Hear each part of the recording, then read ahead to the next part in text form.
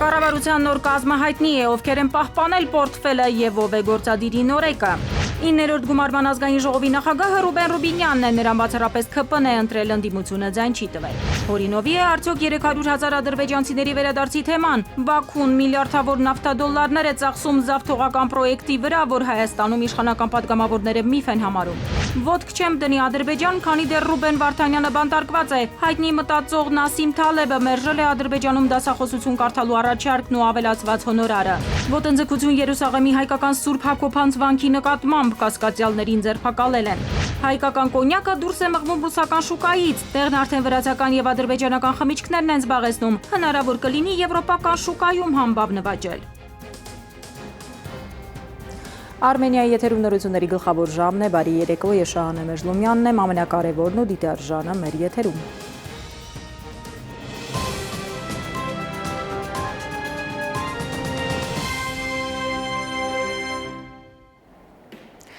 Նոր կառավարության կազմը արդեն հայտնի է 9-րդ գումարման ազգային ժողովի նստաշրջանի մեկնարկից րոպեներ անց 3 կառավարությունը ամբողջ կազմով հրաժարական ներկայացրեց։ Ավելի ուշ Հանրապետության նախագահը հրամանագիր ստորագրեց Փաշինյանին վարչապետի պաշտոնում վերանշանակելու մասին։ Այսօր էլ նախագահը փոխվարչապետերի պաշտոնում վերանշանակել է Տիգրան Խաչատրյանին եւ Մհեր Գրիգորյանին։ Նախագահի հրամանագրերով բոլոր նախարարները վերանշանակվել են իրենց պաշտոններում։ Միայն բարձր տեխնոլոգիական արդյունաբերության նախարարի պաշտոնում նշանակվել է Դավիթ Թադևոսյանը։ Ազգային ժողովի անդրանիկ նստաշրջանի մեկնարկը տրվել է առանց վեհափառի հայրապետական օրհնության, կաթողիկոսը առաջին նիստին հրավիրված չի եղել։ Ընդդիմադիր պատգամավորները իրենք են մայրաթոր գնացել վեհափառի օրհնությունն ու պատգամը ստանալու։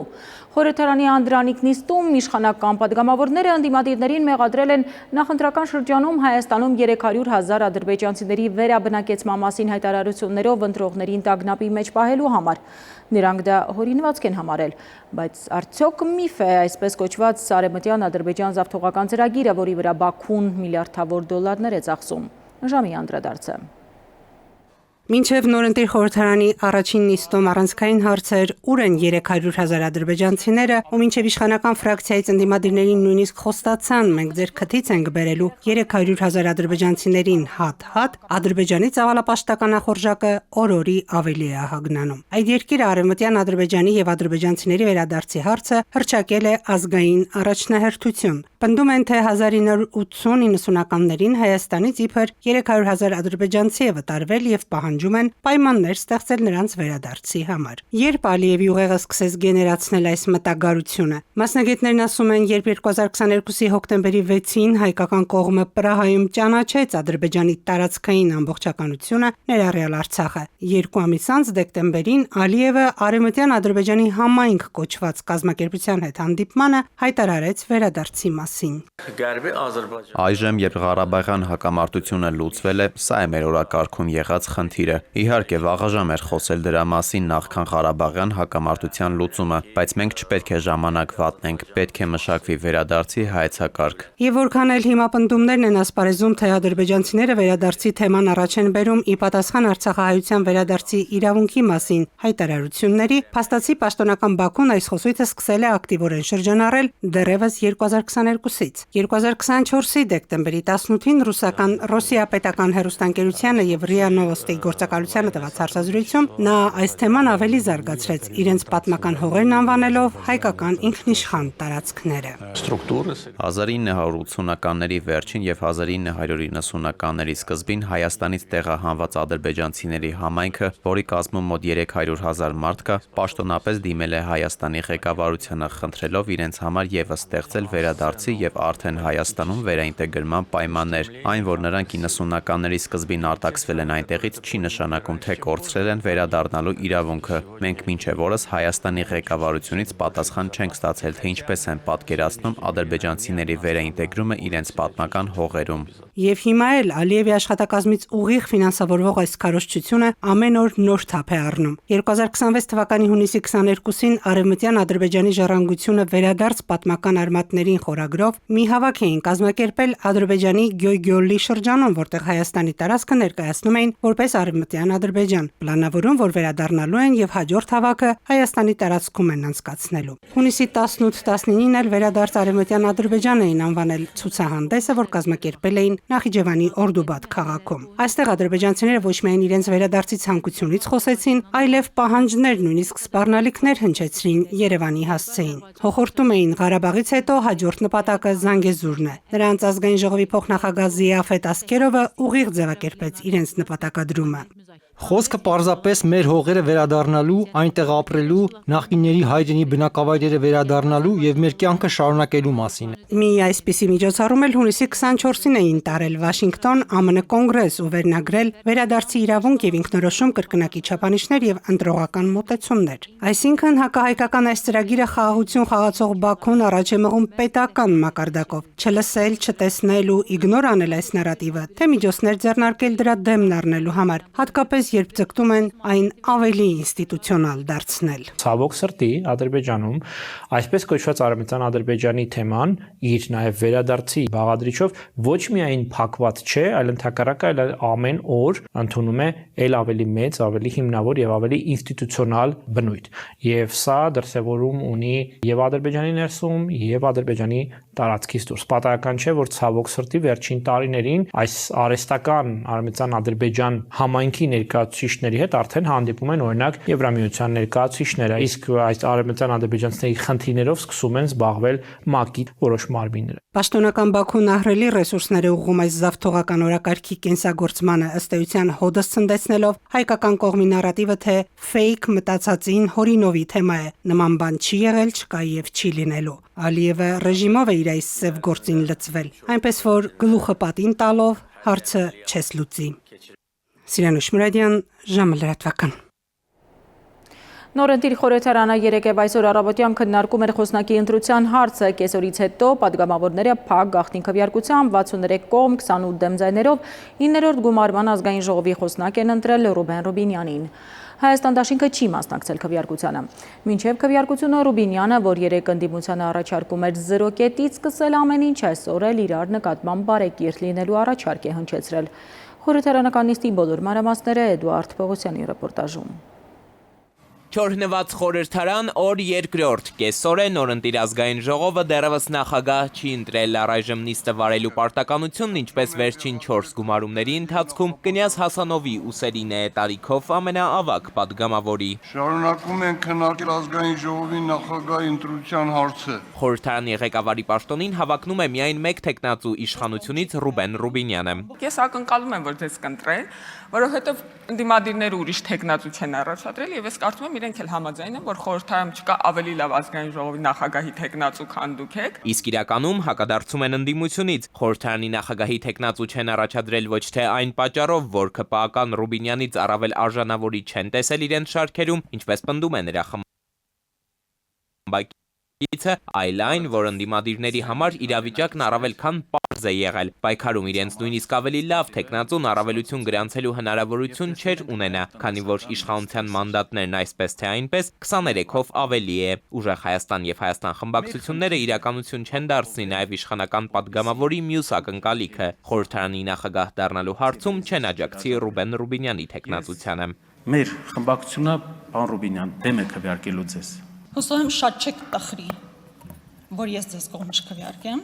ինչպես կողմ չի քվեարկելու ամբողջ Հայաստան դաշինքը։ Հայաստան խմբակցությունը ոչ միայն Ռուբինյանին չի ընտրելու ազգային ժողովի նախագահի պաշտոնում, այլև քվեարկությանը չի մասնակցելու, իսկ ուժեղ Հայաստանից հայ-թուրքական հարաբերությունների կարգավորման երբեմնի բանագնաց այժմ ազգային ժողովի նախագահի թեկնածու առաջադրված Ռուբեն Ռուբինյանին Նարեկ Կարապետյանը նաև այս թեմայի վերաբերյալ ասելիք ունի։ Կուզենայի մեր հարաբերությունները Թուրքիայի հետ զարգանային այնպիսի ռակուրսով, որ մեր խելացի երիտասարդները Ադանան որպես քյաբաբ չճանաչեին, այլ իմանային, որ դա մեր հայրենիքի մի մասն է։ Հայաստանի Հանրապետություն չէ, այլ երկրի հանրապետություն է, բայց իմ հայրենիքի մի մասն է։ Ադանա քաբաբը սիրելու մասին երեք հենց ինքը Ռուբինյանն էր հայտարարել ընդդիմադիրների հարցին ի պատասխան Թուրքիայում հետազոտություն իրականացնելու տարիների մասին պատմելիս։ Հիմա նոր ազգային ժողովի ըստ էության առաջին քննարկումն ամփոփելով, չնայած տարաձայնություններին Ռուբեն Ռուբինյանը ընդդիմության հետ երկխոսությունը վատը չի համարում, որևէ պատգամավոր առայժմ չի տուժել, ընդգծում է։ Ընդհանուր առմամբ հարգելի գործընկերներ,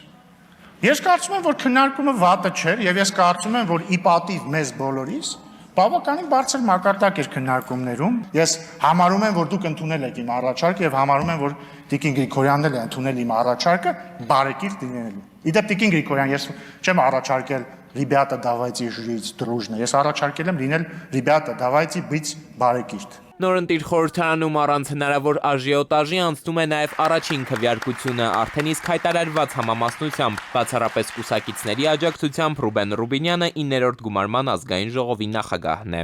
Մեծարգո պարոն Հասանով, իմ եւ բոլորիս անունից շնորհակալություն ենք ձեզ հայտնում։ Հեշթը Ռուբինյանի տեղակալների ընտրությանն է, ՔՊ-ն իրեն հասնող երկու տեղում առաջարկում է պատգամավորներ Վահագն Ալեքսանյանի եւ Հայկ Կոնջորյանի թեկնածությունները, ընդդիմության աթոռի համար առաջադրվելու է ուժեղ Հայաստանից Արամ Վարդևանյանը։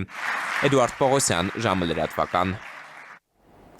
Հայտնի մտածող եւ փիլիսոփա Նասիմ Թալեբը հայտարարել է, որ մերժել է Ադրբեջանում դասախոսություն կարդալու առաջարկը։ Նա X-ում գրել է, թե հրավիրողները մերժումը ստանալուց հետո զգալիորեն բարձրացրել են առաջարկվող վարձատրության չափը, չգիտակցելով, որ խնդիրը բարոյական սկզբունքների մեջ է։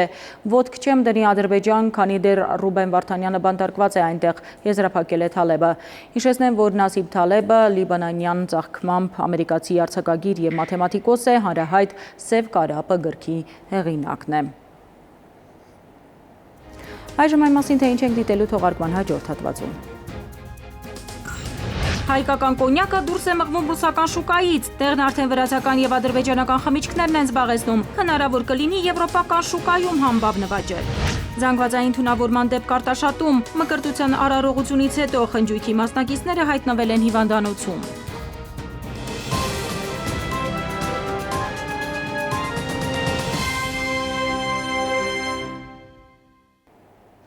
Ժամը շարունակում է աշխատանքը Արմենիայի ուղիղ եթերում։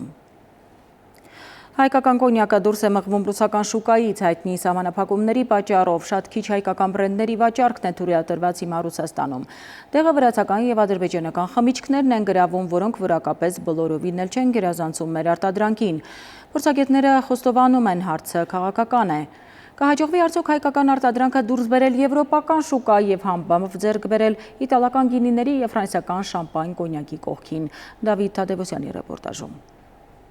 Ռուսական շուկայում հայկական կոնյակը կորցնում է դիրքերը։ Ըստ ռուսական մամուլում տարածվող տեղեկությունների 2026 թվականի առաջին կիսամյակում մանրածախ վաճառքը նախորդ տարվա նույն ժամանակահատվածի համեմատ նվազել է 12.2%-ով եւ կոնյակի ընդհանուր պահանջարկում Հայաստանի մասնաբաժինը կազմել է 20%։ Մեկ այլ տեղեկությամբ էլ սահմանափակումներից հետո ռուսաստանցի որոշ ներկրողներ եւ մատակարարներ եւս սկսել են կրճատել Հայաստանից գնվող ալկոհոլի ծավալները, խուսափելով հնարավոր նոր ռիսկերից։ Ռուս փորձագետները կանխատեսում են, թե երկարաժամկետ հեռանկարում հայկական կոնյակին կարող են փոխարինել վրացական, ադրբեջանական եւ ուզբեկական խմիչքներով։ Տնտեսագետների գնահատմամբ խնդիրը հայկական կոնյակի որակը չէ։ Նրանց խոսքով այն պահպանում է բարձր որակը, սակայն շուկայում ստեղծված իրավիճակի հիմքում միայն տնտեսական մրցակցությունը չէ։ Ռուսական շուկայում հայկական կոնյակի հետ մրցումը Դաղստանի կոնյակի գործարանի արտադրանքը բավականին բարձր որակը ու որակի բարձր լինելու հիմքը հայկական նույն կոնյակագործներն են դրի ժամանակին, քանի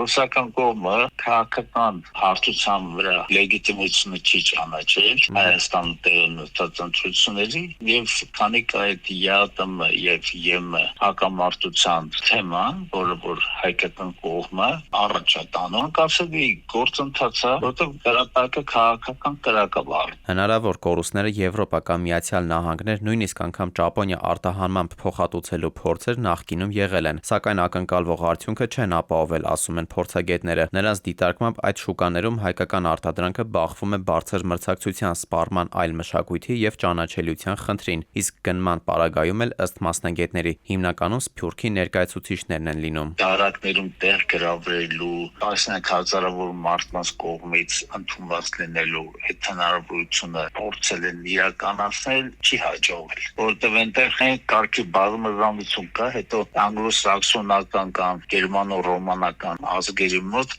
ավելի ընդունված են իրենց խմիչները, հայկական կոնյակը այդտեղ անելիք չունի։ Եթե հայկական կոնյակը արտահանվում է, գնորդները միայն հայկական սփյուռքն են հանդիսանում։ Քաղաքագետների գնահատմամբ վաճառքի հետագա պատկերը պայմանավորված է հայ-ռուսական քաղաքական հարաբերությունների ընթացքով։ Երկարատև քաղաքական տարաձայնությունները ըստ մասնագետների ժամանակի ընթացքում կարող են տնտեսական հետևանքների վերածվել, սահմանափակելով ոչ միայն վաճառքը, այլև հայկական արտադրանքի ներկայությունը ռուսական շուկայում, իսկ եվրոպական շուկայում խնդիրը ըստ մասնագետների ոչ միայն մրցակից արտադրանքի մեծ առաջարկն է, այլև բրենդավորումը։ Եվրամիության հետ կապված ես կարծում այդ հնարավորությունները շատ խիստ սահմանափակ են։ Այս տարի նաև լցվել են բոլոր իտալական պահեստները գինու, նրանք չգիտեն ինչ անեն։ Ֆրանսիան իր կոնյակը ապահովում է բրենդավորմամբ, պլյուս բրենդավորման խնդիրը կա, որովհետև հայկական կոնյակը որպես բրենդ կարողություն ունի միայն հետխորհրդային տարածքում։ Որպես առավել հեռանկարային ուղղություն, փորձագետները առանձնացնում են ասիական շուկաները, միաժամանակ նկատելով, որ այստեղ եւս հնարավորությունները սահմանափակում են տարածաշրջանի մի շարք երկրներում ալկոհոլային խմիչքների վաճառքի նկատմամբ գործող արգելքներն ու սահմանափակումները։ Մասնագետների գնահատմամբ ռուսական շուկայի հնարավոր կորուստը կարճ ժամկետում ամբողջությամբ փոխհատուցելու իրատեսական ուղղություն առայժմ չկա եւ առաջնային են համարում գործող շուկայում դիրքերը պահպանելն ու արտահանման նոր հնարավորությունների հետևողական որոնումը։ Դավիթ Թադևոսյան, ժամը լրատվական։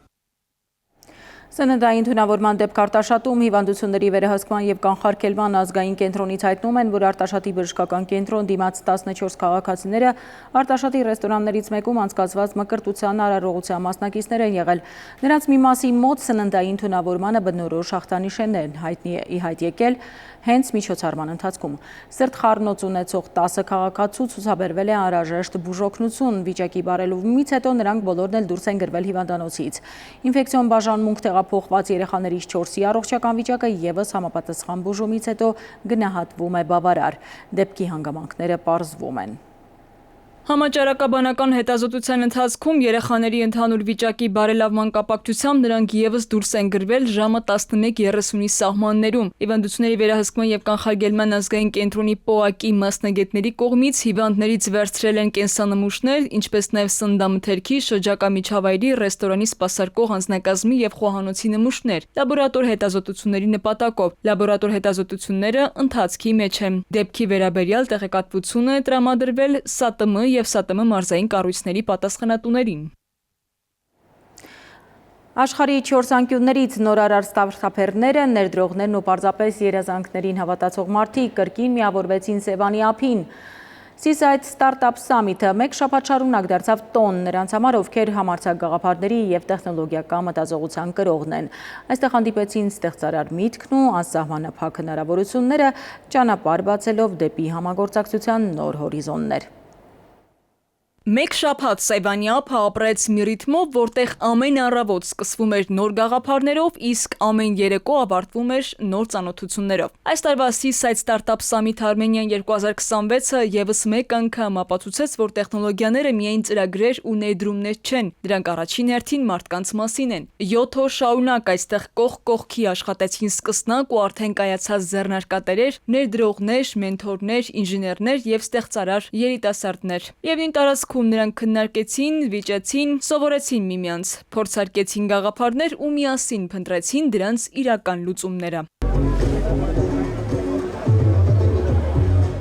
Շաբաթվա ընթացքում տասնյակ թիմեր ներկայացրին իրենց նախագծերը, անցան մենթորական փուլերով, հանդիպեցին հնարավոր ներդրողների ու գործընկերների։ Ոմանց համար այդ հանդիպումները դարձան առաջին մեծ հնարավորությունը, մյուսների համար նոր շուկաներ մտնելու կամ արդեն սկսած ճանապարհը շարունակելու կարևոր քայլը։ Փակման օրը լավագույն նախագծերը արժանացան հատուկ մրցանակների, դրամական եւ ոչ դրամական աջակցությունների, միջազգային գործընկերների հատուկ առաջարկների ու զարգացման նոր հնարավորությունների։ Սակայն նույնիսկ նրանք, ովքեր ովքեր բեմ չբարձրացան, հեռացան ձեռքբերումներով, որոնք որևէ մրցանակով հնարավոր չէր չափել։ Մենք ունեցանք շուրջ 50 երկրից մասնակիցներ, ստարտափ ընկերությունների թիվը, որոնք մասնակցում էին սամիթին եւ ապրում էին այս օրերին մեզ հետ, հասնում է շուրջ 250-ի։ Այս գեղեցիկ վրանային ավանում ապրող մարդկանց ընդհանուր թիվը մոտենում է շուրջ 2000-ի, սրանք ցուցանիշներ են, որ մեր համար աննախադեպ են եւ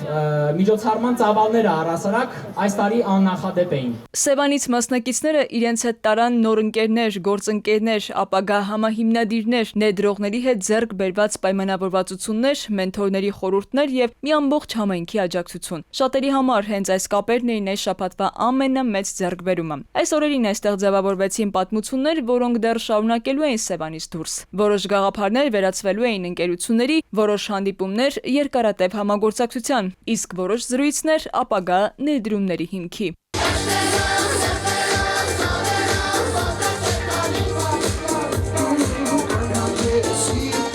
Սիսայ Startup Summit 2026-ն ավարտվեց, բայց այն պատմությունները, որոնք սկսվեցին այդ մեկ շաբաթվա ընթացքում, դեռ նոր էին սկսելու իրենց իրական ճանապարհը։ Քնարիկ Պետրոսյան, Տիգրան Հունանյան, ժամը լրատվական։ Արտաբերված առաջին խոսք, առաջին երերուն քայլեր։ Կրթության առանձնահատուկ պայմանների կարիք ունեցող երեխաների համար դրախտիկում դիաբուժության հիպոթերապիայի կուրս է անցկացվել։ Արտիսիմոյի նախաձեռնության կողքին առաջատար օպերատոր Վիվան է։ Ալիսան իր առաջին ինքնուրույն քայլերը արել է ոսկեփորիկ զարգացման կենտրոնում ամիսների հետևողական աշխատանքի արդյունքում։ Այսօր Ալիսայի առաջին քայլերը Viva եւ Artissimo մշակութային հասարակական կազմակերպության 8 ամիս առաջ մեկնարկած համագործակցության ամենահուզիչ արդյունքներից են։ Это, конечно, титанический труд. Այս թիմը տիտանական աշխատանք է կատարում եւ ես հավատում եմ, որ նվիրման ու պրոֆեսիոնալիզմի արդյունքում հաջողության նոր պատմություններ կլինեն։ Ես մասնագիտորեն չեմ կարող խոսել հիպոթերապիայի կարեւորության մասին, սակայն գիտեմ, որ այդ ամենն ապացուցող անհերքելի փաստեր կան։ Դանիացի հետյալ Լիս Հարթելի անձնական պատմությունն ամենավառ օրինակն է։ Կին, ով սպորտային կարիերայի ընթացքում պոլիոմիելիտի հետևանքով կաթվածահար է եղել, սակայն դա չի խանգարել 8 տարի անց 23-ամյա հասակում դրեսաժ մրցաձևում պայքարել տղամարդկանց հետ եւ 1952 թվականին դառնալ Հելսինկիի օլիմպիական խաղերի արծաթե մեդալակիր։ Տարիներ անց նա կրկնել է արդյունքը եւ անձնական պատմությամբ ու սպորտային հաջողություններով բժշկական հանրությանն ապացուցել, որ դիավարությունը կարող է հզոր վերականգնողական գործիք լինել։ Երկու մարզից դրախտիկ տեղափոխված ոսկեփորիկի սաները անցել են հիպոթերապիայի հերթական փուլը։ Յուրաքանչյուր երեխայի համար ընտրվել է անհատական մոտեցում։ Մենք բոլորս շատ բարձր ենք գնահատում Viva-ի աջակցությունը, քանի որ հենց Viva-ն հնարավորություն է տալիս, որպեսզի մենք մշտական լինենք մեր երեխաների կողքին։ Ձիու քայլքի ժամանակ կենդանու մեջքի մկանների բարդ շարժումները մերսող եւ թույլ տաքացնող ազդեցություն են թողնում։ Նրա մարմնի ջերմությունը, որը 1.5 աստիճանով բարձր է մարդու մարմնի ջերմաստիճանից, ակտիվացնում է այրան շրջանառությունը, խթանում է մանր մոտորիկան, նպաստում երեխայի դրական աշխարհընկալմանը։ Ես առաջին անգամ վախենում եմ նույնիսկ ձիուն մոտ գնալ, բայց հաղթահարեցի։ Հիմա նույնը չի։ Վստահ մոտենում եմ ձիուն, շովում եմ իրեն, ձեռք եմ տալիս, նստում եմ։ Ոսկեփորիկ զարգացման կենտրոնների մասնագետները Վայոց ձորում եւ Գեղարքունիքում տարեկան սպասարկում են 200 երեխա։ Նրանցից 60-ը Viva-ի աջակցությամբ կրթաբուժական եւ վերականգնողական ծառայություններից օգտվում է անվճար հիմունքներով։ Viva-ի հետ համագործակցությունը ապահովում է բոլոր թերապիաների շարունակականությունը։ Աշխատանք է տարվում ինչպես երեխաների, այնպես էլ նրանց ծնողների հետ զարգացման հնարավոր խանգարումները ժամանակին հայտնաբերելու եւ աջակցություն ցուցաբերելու համար։ Դավիթ Թադևոսյան, Անդրանիկ Ներկարարյան, ժամը լրատվական։ Վիճաբանություն եւ ծեծկրտուկ Հավան հոգեկան առողջության կենտրոնի զորակոչային բաժանմունքում երկու զինծառայողներ միմյանց ծեծի են ենթարկել, ինչի հետևանքով ստացել են մարմնական վնասվածքներ։ Ֆոտոլրագրող Շամշյալի տեղեկություններով երկու ձերբակալված կա։ Օրվա մյուս ուշագրավ լուրերը մեկ տեսաշարով։ Իտալիան նախատեսել է Եվրամիությանն առաջարկել Հայաստանում եւ մի շարք այլ երկրներում ստեղծել անօրինական միգրանտների պահման կենտրոններ, ըստ հրապարակման առաջարկը կքննարկվի օգոստոսի 4-ին կայանալիք ԵՄ խորհրդի նիստում եւ հիմնված է լինելու ալբանական մոդելի վրա։ Նախնական ցանկում ընդգրկվել են նաեւ Ռուանդան, Գանան, Սենեգալը, Թունիսը, Լիբիան, Եգիպտոսը, Ուզբեկստանը, Չեռնոգորիան եւ Եթովպիան։ Վեդիում երկու անչափահասի նկատմամբ կատարված հանցավոր ոտնձգությունների վերաբերյալ քրեական վարույթի նախաքննություն իրավապահներն ավարտել են, գործն ուղարկել հսկող դատախազին։ Մեղադրանքի առաջադրվել 3 անձի թրաֆիքինգի, առևանգման, սեքսուալ բնույթի բռնի գործողությունների եւ անարակաբարո արարքների հոդվածներով։ Բոլոր մեղադրյալների նկատմամբ որպես խափանման միջոց կիրառվել է կալանքը։ Կառավարության առջև այսօր բողոքի գործողություններն են շարունակել ԲՀԿ առաջնորդ Գագիկ Ծառուկյանին պատկանող տարբեր ընկերությունների աշխատողները, գրեթե 1 ամիս է նրանք պարապուրդի են մատնված, պնդում են արդեն ապրուստի խնդիր ունեն, չգիտեն թե իրենց ով է աշխատավարձ տալու, չաշխատած յուրաքանչյուր օրը լուրջ ֆինանսական խնդիրների առջև է մեզ կանգնեցնում, ակցիայի մասնակիցները հայտարարել են գործադիրի շենքի մոտ։ Կառավարությունում իրենց ընդունած պաշտոնյային հարցրել են երբ են բացվելու հիմնարկները, երբ են կալանքից հանվելու բանկային հաշիվները եւ ով է վարձատրելու իրենց։ Հարցերը սակայն նրանց պնդմամբ անպատասխան են մնացել։ Օգոստոսի 4-ից մեկնարկում է պետական ավագ դպրոցների 10-րդ դասարանների ընդունելության առցանց հայտագրման հիմնական փուլը։ Հայտագրումը կսկսվի առավոտյան ժամը 9-ին եւ կանցկացվի ընդհանուր կարգով հայերենով ուսուցմամբ դասարանների համար։ Ռուսերենով ուսուցմամբ դասարանների հայտագրումը կմեկնարկի օգոստոսի 11-ին նույն ժամից։ Կրթության նախարարությունից խորհուրդ են տալիս նախապես գրանցվել եւ անցնել նույնականացման գործընթացը հայտագրման օրը ժամանակ չկորցնելու համար։ Էդուարդ Պողոսյան, ժամը լրատվական։ Եվ թողարկման ավարտին եղանակ, իդեպ եղանակի հովանավորն է իտալական ունիկալ ապրանքանիշը իր որակյալ եւ գերխնայող գազի կաթսաներով, որոնք պաշտոնապես ներկայացված են էքստերիեր խանութ սրահներում, ունիկալ տարվա բոլոր եղանակներին։ Այժմ Երևանում եւ մարզերում սպասվող ջերմաստիճանի մասին ավելի մանրամասն։ Շիրակում, Կոտայքում, Գեղարքունիքում, Արագածոտնի եւ Վայոց ձորի լեռներում 27-ից 32 աստիճան է սպասվում։ Վայոց ձորի եւ Արագածոտնի նախալեռներում 33-ից 37, Լոռիում 27-ից 30, Տավուշում սպասվում է 28-ից 30 աստիճան ջերմություն։ Արարատում, Արմավիրում 37-ից 39, Սյունիքի հովիտներում 35-ից 38, Սյունիքի նախալեռներում սպասվում է 28-ից 30 աստիճան ջերմություն։ Երևանում գիշերը կդիտվի 23-ից 25, ցերեկը 36-ից 38 եւ երեկոյան ժամերին 30-ից 32 աստիճան ջերմություն։ Այսքանն էինք պատրաստել այսօրվա համար, ես ձեզ հրաժեշտ եմ տալիս եւ մաղթում խաղաղ գիշեր։